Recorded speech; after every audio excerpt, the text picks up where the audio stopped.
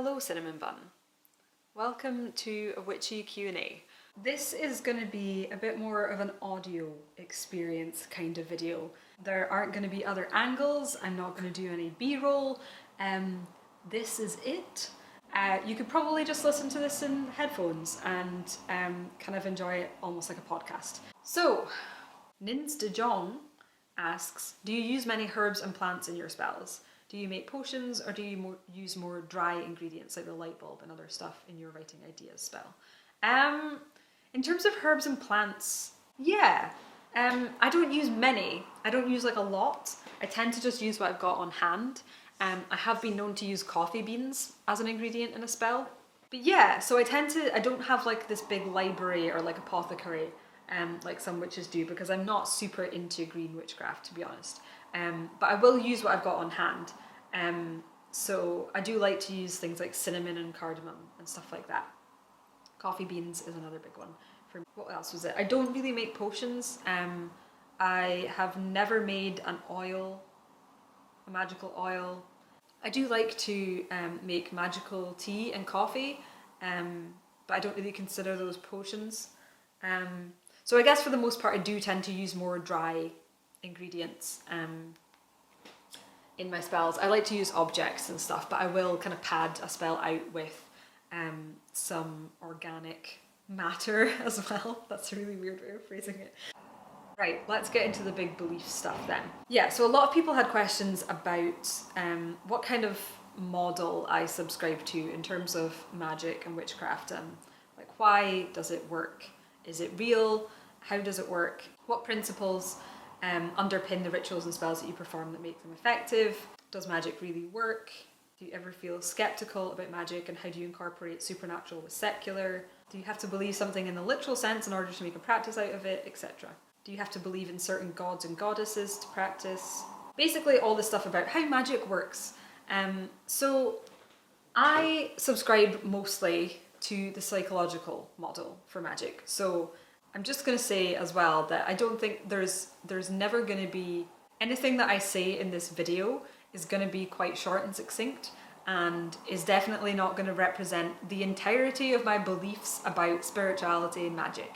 I'm just going to say that up front, but here's a little taste, I guess. You can't fully express verbally, I think, and but I'm going to do my best. So yes, I do mostly subscribe to the psychological model when it comes to magic, which means that I do think it's real and I do think it works, but I think that it all relies on our beliefs and our psychology and our minds. So I guess like a really simple example of this would be, take a simple manifestation spell, for instance. So say you are trying to call in or try to bring to you or manifest a particular object. What's a good example? Let's say there's a particular Yankee candle that you want, that you know just smells fucking amazing, and you're like, I really want that, but I shouldn't really spend money on that right now, or I can't really afford that right now, or I can't find that particular one in any shops and stuff right now.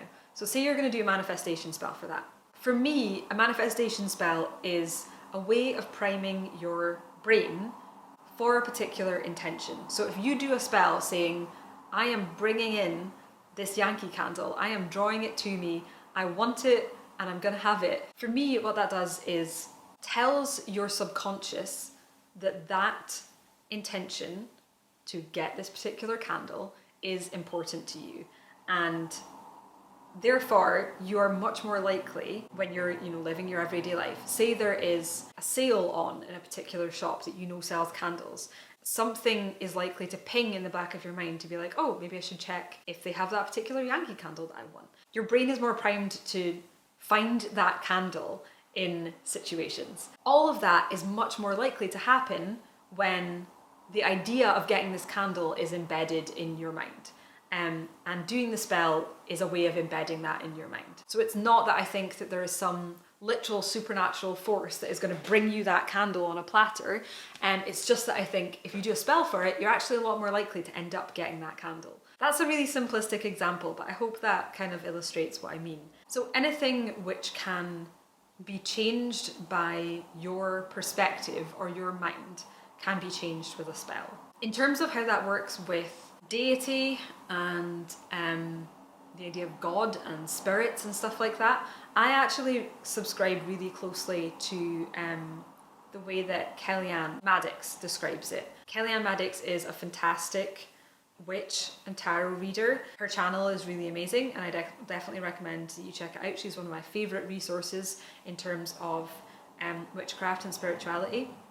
And she has a really similar kind of model or stance, as far as I can tell, to me, where a lot of it is based on psychology and archetypes and the subconscious. Yeah, so I'm not going to go into that here because I think those videos do a much better job of explaining it than I possibly could.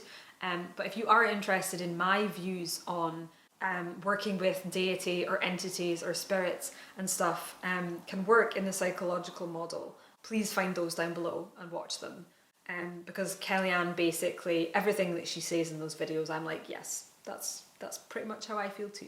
So I do work with, at the moment I work with a familiar spirit and another spirit, and I'm looking at getting into working with a particular goddess, and I'm interested just in working with archetypes in general, like from pop culture and stuff as well. But yeah, I guess to sum up, really the way that I see magic working is that it's a way of manipulating the reality of your subconscious mind. And the reality of your subconscious mind plays a huge role in creating your actual reality. Does that make sense? So you are manipulating reality, but just your own, really. Yeah. Philosophy. Are there any more specific belief questions in here that I want to deal with? Yeah, so people asked, I guess, just how do you reconcile that with your scientific beliefs? It basically means that there's certain types of magic or there's certain frameworks and stuff which just don't work for me because they don't really fit with that model. So the idea, for instance, of like a love spell, of doing a spell on someone else to change their mind about something, first of all, even if it was possible to do that, I think it's very unethical, and I wouldn't ever try and do that. But also I just, like, from the way that I view magic working, that just doesn't make any sense, because the person doing the spell is the person changed by the spell, and so if you do a love spell on someone else, it might affect how you behave with them, but it can't affect them if they don't know about it, and that spell can't really have any effect on them. Marianne asks, just wondering, do you ever feel skeptical about magic, and how do you incorporate supernatural with secular? Yeah, there are times where I am not sure something's going to work, or I just don't buy into that particular idea that someone else has. But I also see the real effects of my practice and my magic in my life, and I see it working for me. And so that helps a lot. But there's lots of kinds of magic that I think which just don't jive with me. Someone also says, do you have to believe in something in the literal sense in order to make a practice out of it? I tend to think of magic the way Joseph Campbell talked about it, which is just like the power of the human imagination and the thing that links us together in stories throughout history, but not in a literal mystical way. So yes, a lot of my work is kind of based on Joseph Campbell's stuff. I don't like universally endorse Joseph Campbell's ideas by any means, but I am really interested in his stuff, and I'm also interested in learning a bit more about Carl Jung, because I know that, yeah, I'm really interested in this idea of the collective unconscious, and I think that's it. It is really a lot about the power of imagination. Like I said, it started for me realizing that I was afraid of monsters even though they weren't real, and realizing that that has physical, tangible effect on my life. And I can't control that. Like, I can't convince my subconscious mind that monsters aren't real. Our subconscious minds believe fiction in a way that our conscious minds don't. That's just how we're wired. And I was like, well, what if I could do something with that? And so for me, working with spirits and archetypes is kind of like a positive version of that. It's like, to put it in a kind of very trite and oversimplified way, it's like choosing to have imaginary friends because it's helpful and because it's fun. So when I work with spirits, that's kind of how I see it. It doesn't mean that there's anything going on beyond psychology and me accessing the recesses of my subconscious, but having this one particular personification of different parts of my subconscious is really, really helpful. And if having a relationship with an imaginary entity benefits your life, then fucking go for it. That's how I see it personally. I don't know, like I feel a lot of you are writers, right? Don't you feel like you have a relationship with your characters? And isn't that relationship real, even though the character isn't real? That's kind of how I see deities and archetypes and spirits and entities, is the relationship is real even though, yeah, I can't touch this entity. So Christy asked, among other things, do you have to believe in certain gods and goddesses to practice witchcraft or call yourself a witch? So there are different... Witchcraft is a magical practice. It's not a religion. Wicca is a religion. No, you don't need to believe in or work with specific gods or goddesses to be a witch, but you do to be a Wiccan. So witch is just someone who practices magic or witchcraft. And witches can have all different kinds of religions and spiritual or theistic beliefs. So this is a question from Brian. What are some misconceptions about witchcraft? What are some things about it you would like media to portray? Are there any representations in media of witches that you find to be respectful and accurate, or some which are disrespectful, inaccurate, or harmful? I have like one standout example of this, which really grinds my gears. And I love a lot of media about witches or featuring witches, but I also think a lot of it isn't very good. So I'm always on the lookout for like good, fun versions of witchcraft fiction, I suppose. One recent piece of witchcraft fiction that I'm actually not super into is Sabrina, The Chilling Adventures of Sabrina on Netflix. So there's a lot of the like aesthetic and the trappings of traditional witchcraft in that, which are my shit and I really like. But when it comes to ideology, I really don't enjoy what they do in Sabrina. And not because I think it's bad, or I think it's like, I think it's actually very competently done, but I just don't like it. And here's why. For me, witchcraft is DIY spirituality. It is spirituality without dogma. And that is one of the core things that attracts me to it. There are a million different kinds of witches out there because it's all about your own path and figuring out what works for you and what you believe in. So I think that is what is so attractive about witchcraft to so many people, is that it is a way of practicing spirituality without a centralized dogma that we all have to adhere to and we all have to believe the same things. That is especially attractive for people who have been raised in dogmatic religions or more structured, like organized religion.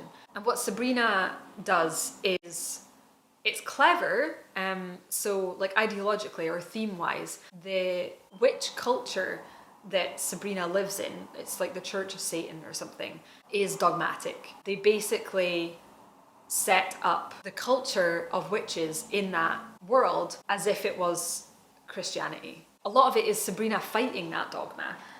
You know, she as a main character is her aim is to break a lot of that dogma, and to question why things are done the way that they are. And I think that's admirable, and I understand why that conceit, like witchcraft as dogma, you know, as a kind of analogy for organized Christianity, I think that makes a lot of sense in terms of storytelling. And I think that there's probably a lot of people who've grown up in organized religion who really like that and can really relate to that. I personally just don't enjoy watching it because to me dogma is the antithesis of witchcraft, and so I don't like seeing witches be dogmatic and shitty and oppressive when getting away from all of that is part of what I love about witchcraft in the first place. So yeah, I guess that's a representation that I don't think it's harmful, and I understand like it's making a thematic point, which I agree with, but I just personally I just don't want to experience that myself. I guess like anything, yeah, any media where witchcraft itself is presented as inherently evil, it's like not really my kind of thing. I used to get really frustrated with this actually in Supernatural, which I don't think is a good show, to be honest. But I watched like maybe 6 or 7 seasons of it or something. It used to always bug me that, like, you know, it's like a Monster of the Week show, and, you know, like on a reasonably regular basis, the Monster of the Week would be a witch. And Sam and Dean, demon hunters, would still use spells to fight the monsters all the time. You know, they would do salt circles for demons, and they would like perform exorcisms, and they would do things which are unequivocally spells, and yet still they were hunting witches which are evil. And I'm like, bitch, you're a witch. Technically, Sam and Dean are practicing magic and therefore are witches, and yet they're still hunting them because in this universe they're evil. I don't know. Yeah, I just think like representations of witches as either dogmatic or evil are just not good. There's enough misconceptions out there without kind of encouraging that. Okay, my friends, it is cake time. So, we also had a couple of questions about my path in witchcraft. From Marion, which subject of witchcraft or technique do you feel most or best connect to different aspects of your life? From Frida, what type of witch are you, and do you practice with other people or solitary? And what type of witchcraft did you strongly consider before choosing the one that you practice now? And then from Savannah, do you identify with a specific branch of witchcraft?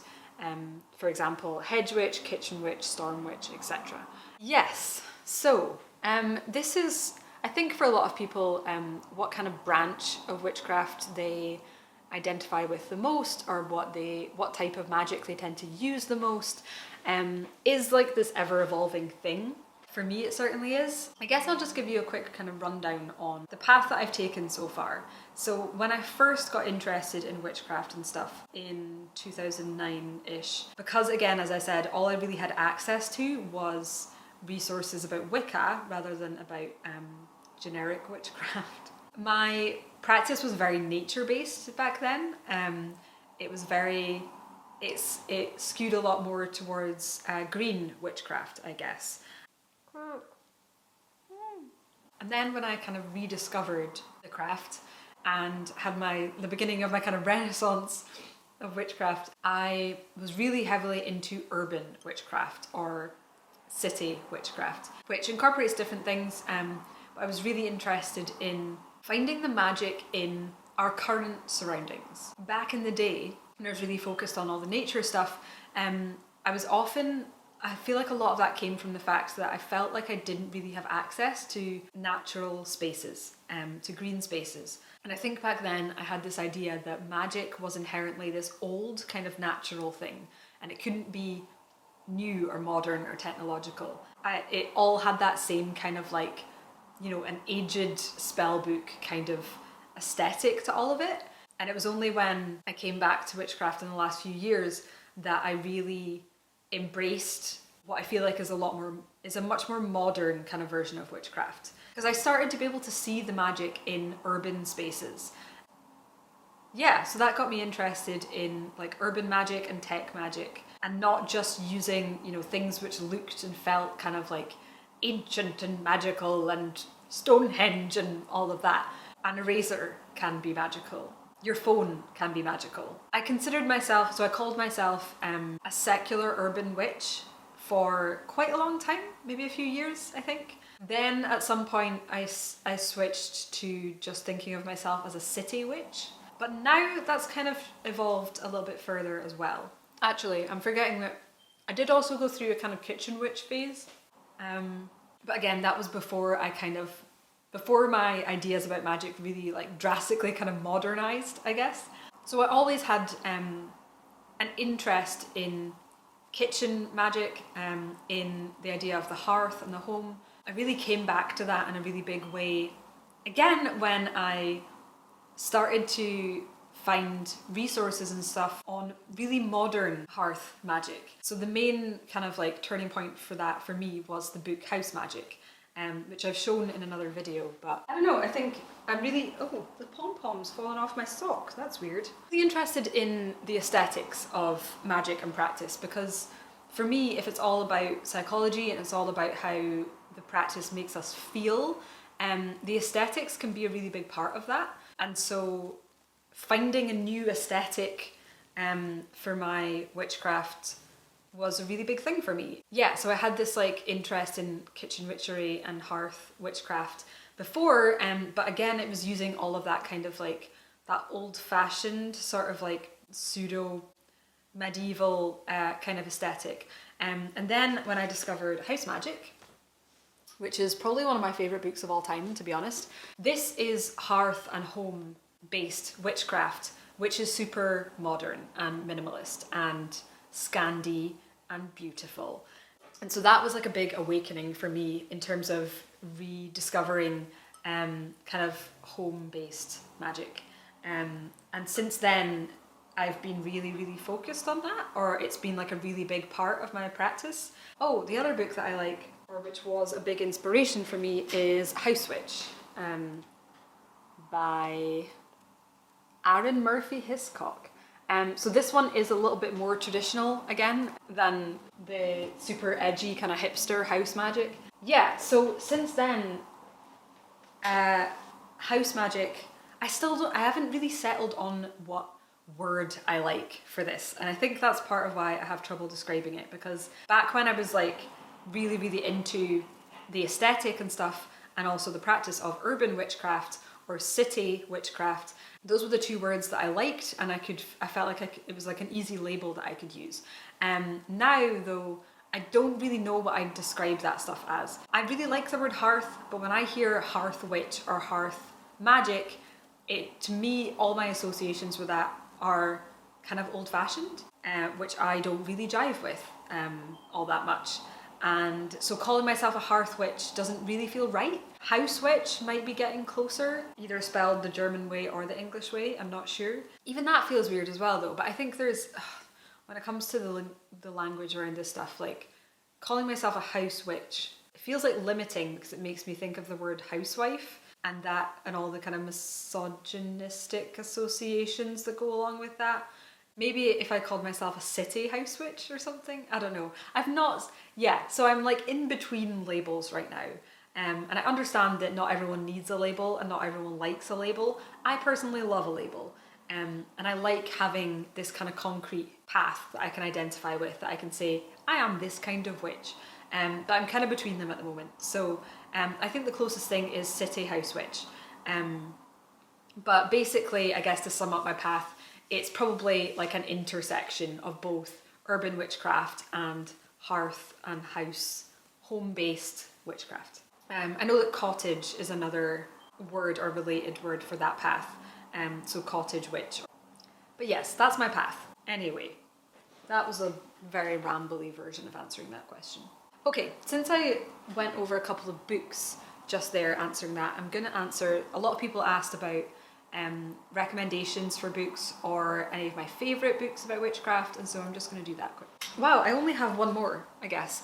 I do have like I don't actually have a ton of books, to be honest, about witchcraft, but I'm only going to show you my ones that are like really my staples, that I really refer to quite often, or that I've reread, multiple times, and that are really like my favourite kind of bread and butter witchy books. And the first and probably the most influential, again, is just Hausmagick. I just fucking love this book so much, and it speaks really, really deeply to the way that I like to do witchcraft, my beliefs, and my aesthetic as well. So Hausmagick, and then the House Witch. It's a smaller book and it's a bit more traditional, but if you're interested in hearth and home-based magic or spirituality, this is just brilliant. It has so many cool ideas for setting up magical spaces. I in particular, this is where I got the inspiration to start setting up like household shrines and working with house and home-based spirits, setting up like a spiritual hearth, like protection, there's so much good stuff in it. I really like it. And the last one is Modern Tarot, which is obviously a tarot book. I find that it's really just a reference of, like an interpretation of each card. The bits of chat about each card are quite thorough, but also really modern, and they often give like examples of like, you know, situations which kind of illustrate this card, which are super modern, which I really like, and kind of tangible and practical. Like I said, I do read intuitively for the most part, but whenever I do decide to explore other interpretations, this is my first port of call, is I always check this book. The lipstick is definitely coming off. My other favourite book, which I can't show you because I've lent it to someone and I don't have it anymore, is the one that I mentioned earlier, Basic Witches. That is a really great book for beginners and young, especially. Like, I think it's actually aimed at teens. But yeah, it's just it's beautifully designed as well. I fucking love the graphics and the illustrations and stuff. And it's just full of pretty simple, accessible, kind of psychological based spells. So I really recommend that as well. To follow on from that, Kelsey also asked, what was your biggest resource when starting and what's your current biggest resource? Yeah, books, to be honest, aren't my main resource when it comes to inspiration and ideas and information about witchcraft. I really like YouTube for that. I really like watching witchcraft channels. So I'll give you my top ones, which I would also really recommend to beginners, people that are interested, anyone that's interested in a similar kind of psychological model to the one that I'm describing in this video. So the first one, as I've already mentioned, is Kellyanne Maddox. I absolutely adore her. She is so intelligent, so articulate, so creative when she talks about her craft, and she is a trained counsellor and tarot reader, but I have a lot of others that I really love as well. So Jessie Huntenberg on YouTube is brilliant and I really recommend her stuff as well. The Witch of Wonderlust, I think her name is Olivia. I really like her videos. I love the aesthetic of a lot of her videos as well. I particularly like her spell videos. I think she did like a Money Bowl spell video, which I'll link in the description below, which was a huge turning point in spellcraft for me, because it showed me how to use particular spell supplies and ingredients for specific purposes, which made everything that much more effective. But yeah, so those are actually probably my top resources for witchy content. Okay, that is all of the questions for today. So I hope that it was illuminating and interesting for you, and take care of yourself, take care of your family, and I hope you're good. Speak to you soon. Bye.